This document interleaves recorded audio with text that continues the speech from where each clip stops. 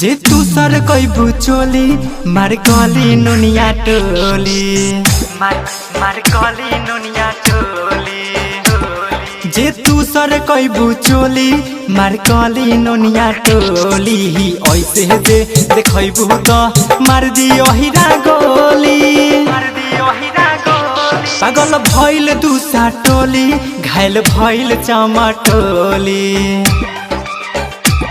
पागल भइल दूसा टोली घायल भइल चमटोली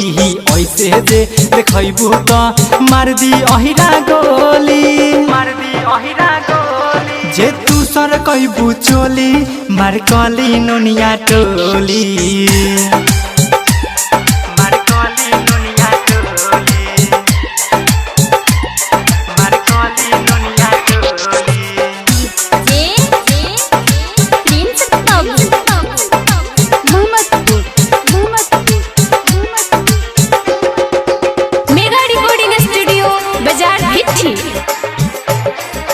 गोरे गोरे गाल पजिला गइल हिल नागिन जैसन चाल पजियल भइल मुस्किल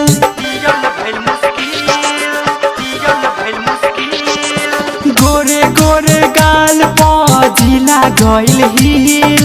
नागिन जैसन चाल पजियल भइल मुस्किल होठवा के लाली देखी कानवा के बाली देखी गलिया गुलाबी देखी रानी जे तू सर कैबू चोली मार गली नुनिया टोली जे तू सर कैबू चोली मार गली नुनिया टोली ऐसे जे देखैबू त मार दी पहिरा गोली पागल भइल भंटोली घायल भइल हजम टोली ऐसे जे देखैबू त मार दी ओहिरा गोली जे तू सर कैबू चोली मार गली नुनिया टोली ऐसे जे देखैबू त मार दी ओहिरा गोली जे तू सर कैबू चोली मार गली नुनिया टोली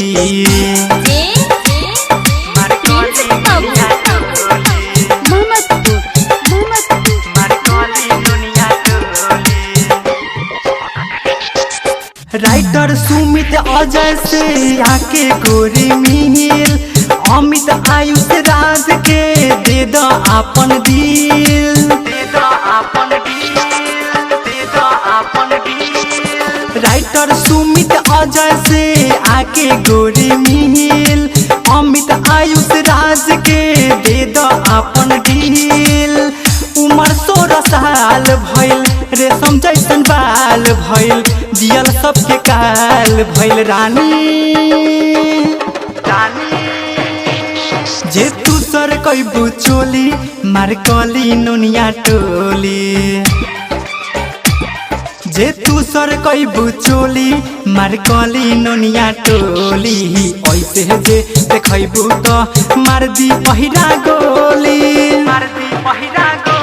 पागल भइल कानू टोली घायल भइल कोइरी टोली ऐसे जे देखैबू त मार दी ओहिरा गोली जे तू सर कैबू चोली मार गली नुनिया टोली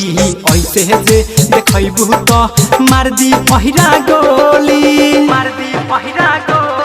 जे तू सर कैबू चोली